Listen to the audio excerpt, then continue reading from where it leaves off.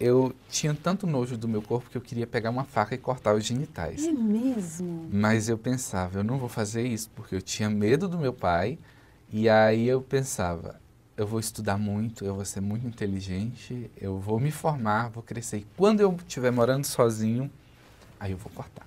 Gente, pessoas que tiveram a vida transformada por Deus. Verdadeiras histórias de conversão rumo à vida. É isso que você encontra aqui, no programa 180 Graus, o ponto da virada que começa agora.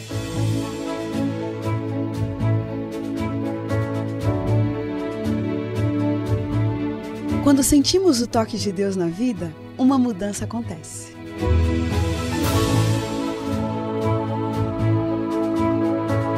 Surge à nossa frente possibilidades de felicidade plena. O toque de Deus restaura, renova, refaz.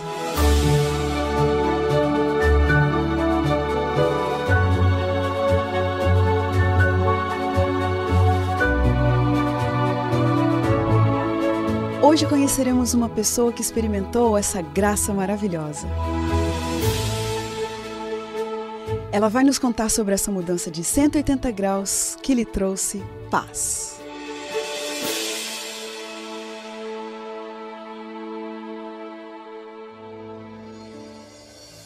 José Aureliano, que mora em Paraopebas, no Pará, ele vem de uma família tradicional e bem conservadora. Mas esse menino tão desejado e amado, desde criança se sentia uma menina. E assim, em meio a lutas tremendas, muitas dores, traumas, incertezas, sofrimento e rejeição, ele chegou ao ponto de não se sentir mais amado por ninguém, só por Deus. E foi por isso que ele tomou a decisão mais radical da sua vida. Mais radical até do que a decisão de mudar de sexo. E foi a decisão de experimentar a Jesus Cristo que transformou a sua vida em 180 graus. José Aureliano, que privilégio, que prazer o meu ter você aqui. Muito obrigada, viu? Obrigado a você. Quer dizer que você mora lá no Pará. Isso, Paraopebas no Pará já há uns 16 anos, morando nessa cidade incrível. Que beleza. José, o que é que faz um menino se sentir uma menina? Por quê? É algo estranho, né? Até para a ciência explicar, porque o transexualismo, o que é o transexualismo? É um transtorno, já se fala transexual, né? Divide-se em duas palavras, trans de transtorno e sexual justamente por ser um transtorno da sexualidade, onde a pessoa, pelo SUS, pelas Organizações Mundiais de Saúde, é uma doença mental, onde a pessoa, biologicamente, no meu caso, é um homem, mas que se sentia uma mulher, né? Então, hoje, o que é oferecido como tratamento é a cirurgia para mudança de sexo, né? Um tratamento hormonal, tem toda uma série clínica aí com uma equipe planejada para que o paciente possa readequar o corpo com a mente. Quer dizer, você tinha uma doença. Sim, É sim. isso. E lógico, eu imagino, né, nessa sociedade que a gente vive, tão confusa essas coisas todas, né? E você, desde quando começou assim a sofrer por isso? Olha, na verdade, desde criança, né? Desde criança, Desde já. criança. Você já sabia que isso Já, não eu era normal? sabia que existia uma coisa errada, eu não sabia o que era. Mas eu sabia que eu gostava de coisas de menina, mas eu via meu pai falar, olha, isso não é assim, homem fala desse jeito, brinca disso, não brinca daquilo, não senta assim, não, essa mão na cintura não é para estar. Então, eu sabia que tinha uma coisa, meu pai falava que você é homem gosta de mulher, homem gosta de brincadeira de homem, e não é assim que funciona. Quer dizer, seu pai se preocupava com isso? Ele via que tinha uma coisa errada, né? Talvez pela criação, era uma pessoa de uma outra época, é uma pessoa de uma outra época. Então, é de um tempo onde homem se portava como homem, mulher como mulher. Então, ele sabia que tinha que orientar o filho, mesmo, quem sabe, negando para si próprio que existe algo de errado nessa criança. Pois é, pensa, porque essa coisa de ser uma doença é uma coisa muito nova isso. Sim. E para a nossa sociedade brasileira como um todo, né, que é uma sociedade tradicional, Sim. tudo, saber lidar com isso é difícil, a gente não é orientado para isso. Extremamente né? complicado. Ninguém aprende a lidar com isso. Você, quando olha para trás, assim, você encontrou pessoas em quem se apoiar, em quem se abrir e pedir um apoio, uma ajuda, ou você passava por isso calado? Olha, a maior parte do tempo foi calado, né? Calado. Então, como minha família era uma família que via muita televisão, então desde criança eu via aqueles shows de calouros, né, no Silvio Santos, onde iam transformistas, e eu pensava, nossa, é um homem, mas que se veste de mulher. Eu me sinto mulher, será que eu não sou igual a eles? Olha. E então eu fui passando por isso às cegas, vamos dizer assim, sem Entendo. falar, guardando para mim mesmo. Entendo. Bom, vamos falar um pouquinho da sua cultura ali, né? Certo. Sua família tinha uma cabeça aberta para isso, você já disse que seu pai é de uma outra geração, lógico, né? Sim. Mas como que a sua cultura, o seu bairro, a sua cidade, ninguém estava preparado para lidar com isso? Justamente, a minha mãe, eu lembro que quando foi para me expor a verdade, né, falar o que dos meus sentimentos, que eu já não aguentava mais, eu já tinha 17 anos, tinha passado por uma adolescência conturbada, né, nessa questão da descoberta do que você é, do como se sente e o que você quer para a sua vida. Então eu já não aguentava mais. Então, num fim de semana, eu resolvi contar para o meu pai, porque eu sabia que eu não teria capacidade de contar primeiro para minha mãe. Ah, então você achou que contar para a mãe ia ser dolorido demais? Muito, extremamente. Você já citou que seu pai procurava te educar e falar, olha, menino faz isso, menina faz aquilo. E a sua mãe, como que ela ficava nesse meio? Minha mãe, eu não consigo lembrar da forma como ela se portava, mas eu lembro muito do meu pai falar, ele é assim por culpa sua, porque você mima demais. Mas eu diria que não. Diria que a vida foi me levando a fazer escolhas por conta dos meus sentimentos. Então, eu vejo que a questão do sofrer calado era algo que era muito complexo, muito difícil até mesmo para mim entender como que eu tive capacidade para suportar todas as coisas e as escolhas que eu fiz durante a vida. Sim, a adolescência geralmente já é uma fase, né? Traumática para todos. De descoberta. Imagina, você está Sim. se abrindo para a vida. É justamente a fase da descoberta da sexualidade. Justamente. E você passando por aquele turbilhão de sentimentos, de sensações, de angústias. É difícil, né? Complicado. Eu lembro que eu fui descobrir o que era transexualidade, o que era o transexualismo, já depois dos 15 anos de idade. Eu descobri a cirurgia, que existia uma cirurgia quando houve o caso da Roberta Close, né? Então eu falei, opa, ela não era um transexual, era uma hermafrodita que tinha os dois sexos ao mesmo tempo. Então ela fez uma cirurgia para corrigir. Então eu descobri que existia uma possibilidade. Então a partir daí houve uma chama de esperança, né? Olha. Porque eu sofria, eu era homem, eu tenho um corpo de homem, mas eu me sentia mulher. Então eu queria adequar, eu queria fazer a cirurgia não para me tornar mulher, mas porque eu já era, eu queria adequar o corpo com a minha mente. Gente, que coisa. José, vamos falar um pouquinho dos seus sentimentos nessa época, porque não tem como quem nunca passou por isso imaginar. Justamente. Mas é uma experiência tão forte essa.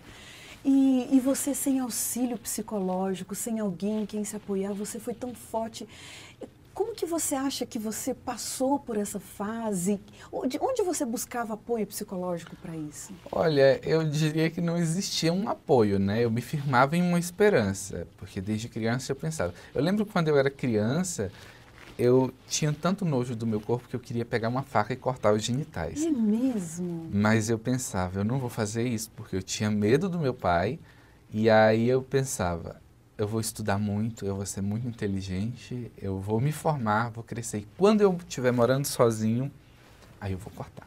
Gente, você Então, tinha esse objetivo? Eu tinha na esse vida. objetivo, mesmo sem saber que existia uma cirurgia.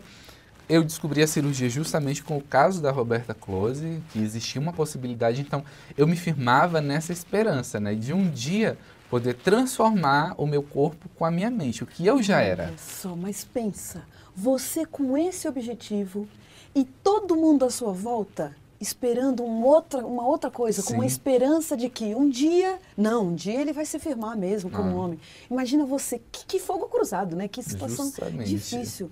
Quer dizer que no meio dessa angústia toda, um dia você se sentou com seu pai e se abriu com ele. Abri o coração. Você se lembra daquele dia? Lembro, e é um dia assim que me toca muito, mexe muito comigo, porque eu estava esperando ser espancado, eu estava esperando ser posto para fora de casa, e eu já tinha combinado com um amigo, olha, hoje é o dia e se prepara, talvez eu apareça aí. Olha só. E você conseguiu falar? Não começou a chorar? Ah, comecei a chorar muito. Meu pai nesse dia estava trabalhando, ele trabalha como vigilante em uma escola, então eu esperei justamente o sábado que não tinha aula e era o único lugar que eu poderia conversar a sós com ele, sem a presença da minha mãe.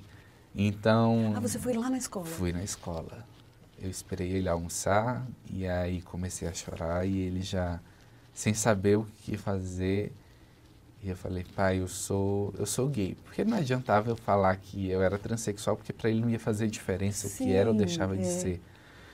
Aí eu lembro que ele bomba, levantou, que bomba. Ele levantou, ele me abraçou e ele falou, olha, quando você nasceu, que o médico saiu da sala do parto e falou, é um homem, você foi a maior alegria que eu já tive na minha vida. Então, se você quiser continuar a viver comigo, você vai ser homem. Então, ele me desarmou. Foi algo que eu não estava pronto, não estava preparado para aquele abraço. Um abraço de amor. Palavras que eu jamais pensei que eu ouvi. Então, gente, um momento marcante na sua história, né? Totalmente me desarmou, mexe muito comigo. É muito tocante, isso é muito tocante. E aí eu lembro que eu aceitei a condição, eu não tinha o que fazer. E aí as coisas foram abafadas com panos quentes, meus pais achavam que já estava tudo bem, resolvido. E o sofrimento não estava, o sofrimento continuava. Minha mãe me mandou para Goiânia, onde minha irmã mora. E aí achava que talvez ela pensava, o que eu não dei conta, ela vai dar conta de pôr ele na linha. E as coisas só pioraram. E eu lembro que isso foi em 2009, quando foi em julho de 2009 que eu voltei para Parauapebas, num sábado, à tardinha, já próximo do pôr do sol, eu cheguei na casa de um tio meu, o nome dele é Juca, e estava tendo uma classe de estudos da Bíblia. E eu me interessei porque eu era uma pessoa conservadora, uma pessoa que ama muito a família. Eu sou uma pessoa que ama muito a família, sabe, que preza por valores que hoje, infelizmente, estão se desgastando na sociedade que a gente vive. E eu sempre tive essa curiosidade, porque eu ouvia o que as pessoas falavam, sabe, de Deus, mas sem um embasamento bíblico, e acabava que eu me sentia uma abominação. Olha. Porque a gente sabe que o que a Bíblia condena é a prática. E Deus ama a pessoa independente das escolhas dela. Sim. É por isso que nós vivemos pela Mas graça de Deus. Mas você confundia as coisas. Sim, eu não sabia que rumo tomar. O que é a verdade? Então, eu me interessei por aquele estudo da Bíblia e eu comecei a debater, já estava no final, e ele falou, por que você não vem na semana que vem? E eu pensava, será? Será? Aí eu pensei comigo mesmo, por que não? Não é porque eu vou conhecer que eu vou seguir. Porque eu sabia que as minhas escolhas iam contra princípios que vêm de Deus. Então eu fui nesse estudo bíblico. Você foi ao estudo bíblico. Mas escuta, José, paralelamente a isso, que caminhos que você estava trilhando para conseguir o seu objetivo de realmente adequar o seu corpo à sua mente? A princípio eu tomava hormônios escondido, tomava em quantidades mínimas, né? Porque eu morava com meus pais, eu tinha acabado de completar 18 anos e desde os 16 anos eu tomava hormônios escondido. Tomava em quantidades mínimas, passava tempos de 6 meses, às vezes 1 ano sem tomar nada, que era para não fazer nenhuma mudança drástica, porque os hormônios fazem no corpo. Então, eu não queria escandalizar a minha família enquanto eu morava com eles. E aí chegou essa questão do estudo bíblico e eu comecei a me envolver E o que mais me interessou é que não era a pessoa que estava dando estudo bíblico que respondia as perguntas. Era a Bíblia. Eu pegava a Bíblia e ia lá no lugar e achava a resposta. E aquilo foi me envolvendo. E eu me apaixonei por uma verdade que eu não conhecia. Por um Deus que para mim era estranho e que eu passei a conhecer. E um Deus de amor. Olha só, mas como conciliar esse Deus de amor com a situação de que você tinha um sonho de mudar de sexo? O que você, antes da gente chegar no ponto Sim. da virada mesmo na sua vida, o que você chegou a fazer de extremo para ir em busca dessa mudança de sexo? O que eu cheguei a fazer de extremo? Bom, o que eu cheguei a fazer de extremo já foi depois que eu tinha entrado para a igreja, porque eu conhecia essa mensagem. Então, num fim de semana, à noite, a minha prima, uma prima chamada Ana Paula, chegou na minha casa, dos meus pais, e ela falou: o que está faltando para você tomar uma decisão? E eu passei a noite pensando naquilo. O que está faltando?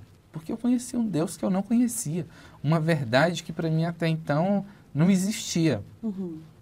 Então, eu pensei, vou tomar essa escolha, e no dia seguinte eu já comecei a mudando tudo na minha vida. Eu entrei para a igreja quando foi na virada de 2009 para 2010, eu me batizei na igreja adventista.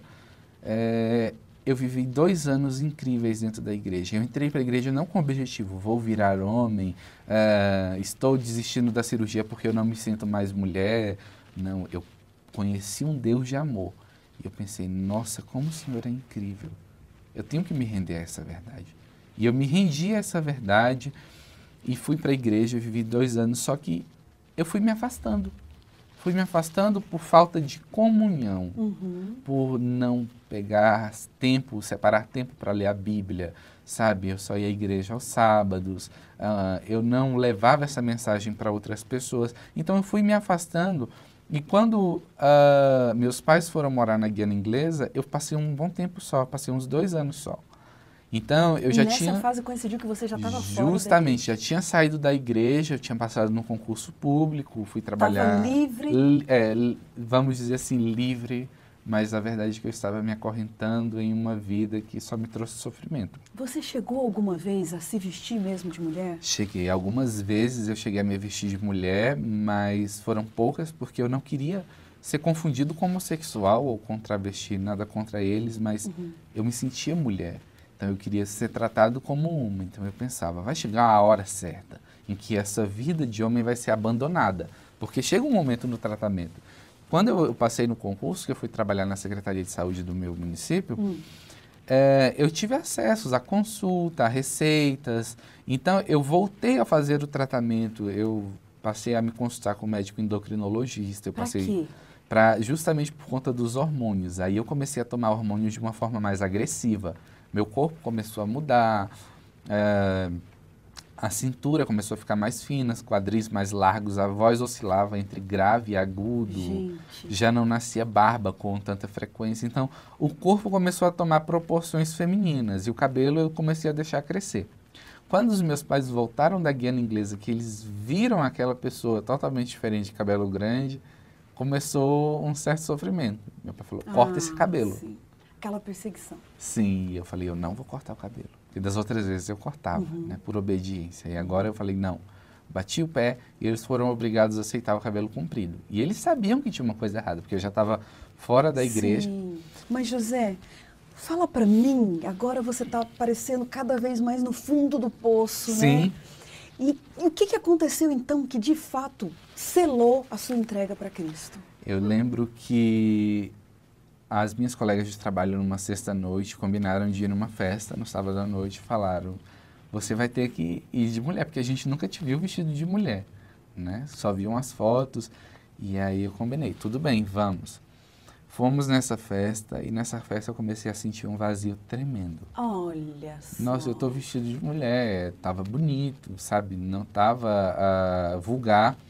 Mas eu sabia que para as pessoas eu não era uma mulher. As pessoas te olham como algo, é interessante de ver, sabe? Mas digamos que é uma alienígena. Olha. Então eu me sentia uma alienígena entre as pessoas.